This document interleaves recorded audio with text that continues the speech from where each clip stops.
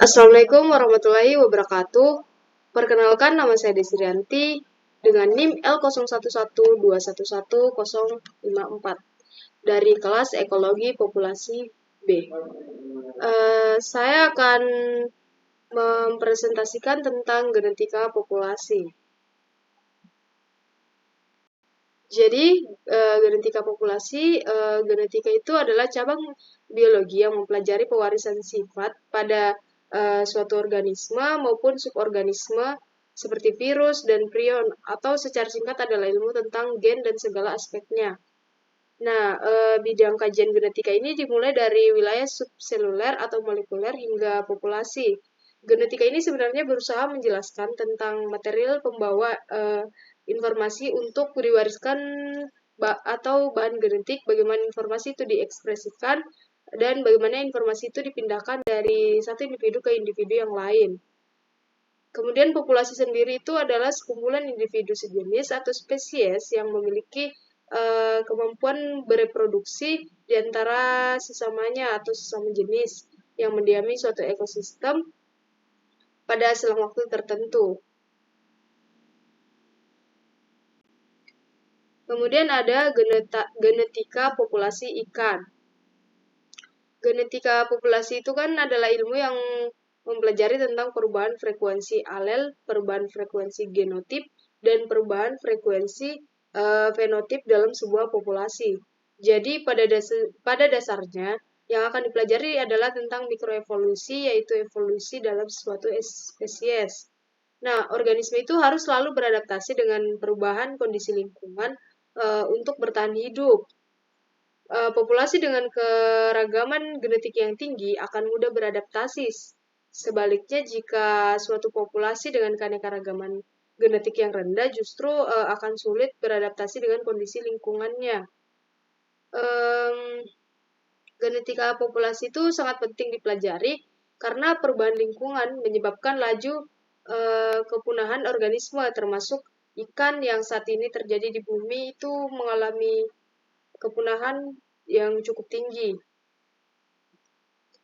Ketika suatu populasi atau spesies itu menghilang atau punah, maka semua informasi genetik yang dibawa oleh populasi atau spesies tersebut hilang.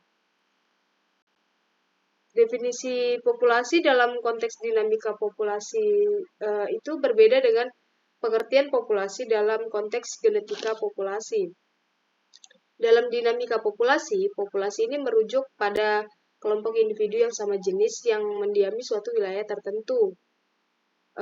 Definisi ini mencakup sejumlah faktor seperti jumlah populasi, ukuran individu, tingkat kelahiran, tingkat kematian, dan tingkat pertumbuhan dari populasi. Keragaman genetik ini merupakan suatu informasi penting yang dapat digunakan untuk mengevaluasi fitness individu jangka pendek dan kelangsungan hidup dari suatu individu populasi untuk jangka panjang. Kemudian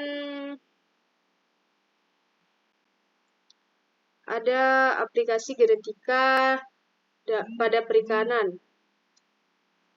Genetika molekuler ini telah banyak diaplikasikan dalam bidang perikanan, antara lain itu digunakan untuk mengidentifikasi forensik pada produk komersial dan dari spesies yang terancam punah, misalnya hiu, penyu, pari, dan spesies yang lain.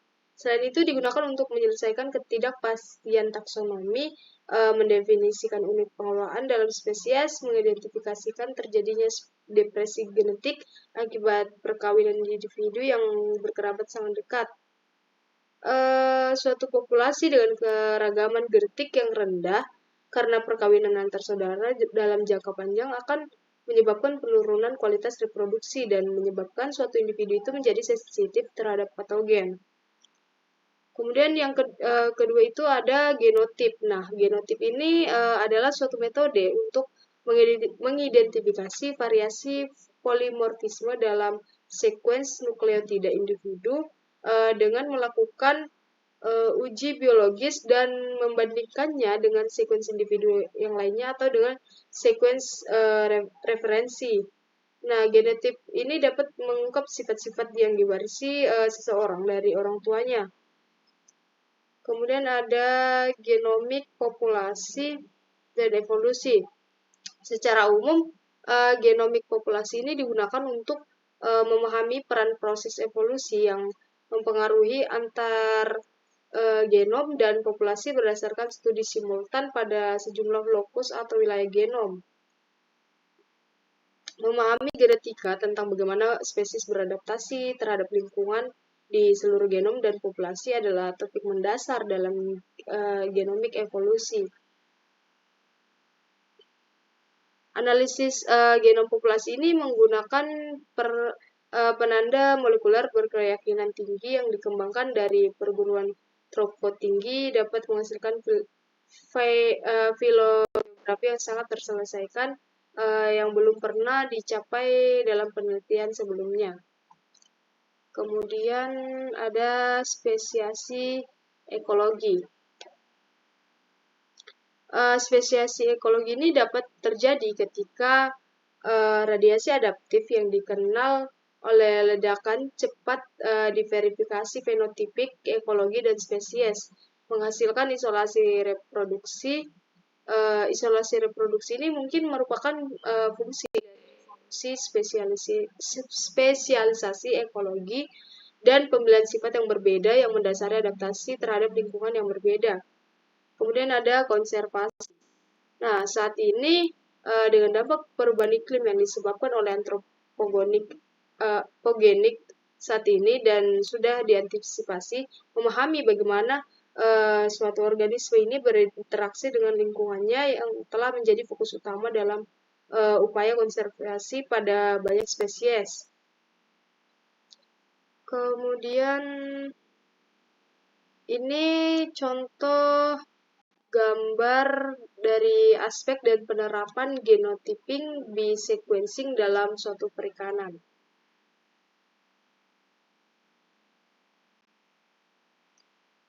Kemudian ada evaluasi genom untuk program pemuliaan. Jadi pemilihan organisme akuatik yang berkembang biak secara akurat ini dapat ditingkatkan melalui melalui penggunaan informasi evaluasi genom ikan. Itu adalah salah satu kegiatan utama dari ilmu perikanan, terutama karena pertumbuhan individu ikan ini merupakan proses biologis mendasar dalam dinamika populasi dan sebagian besar model dinamika populasi untuk menilai dan mengelola populasi ikan berdasarkan pada usia. Meskipun beberapa spesies ikan ini mempunyai harapan hidup yang relatif pendek, namun sebagian besar juga mempunyai hidup lebih dari 1 tahun dan banyak diantaranya yang mencapai usia lebih dari 20 tahun. Nah, ikan tuna. Ikan tuna ini memiliki pertumbuhan yang relatif cepat, mencapai ukuran maksimum 200 cm dan usia maksimum itu minimal 16 tahun. Namun demikian terdapat beberapa variasi yang cukup besar dalam dalam perkiraan tingkat pertumbuhan tuna mata besar.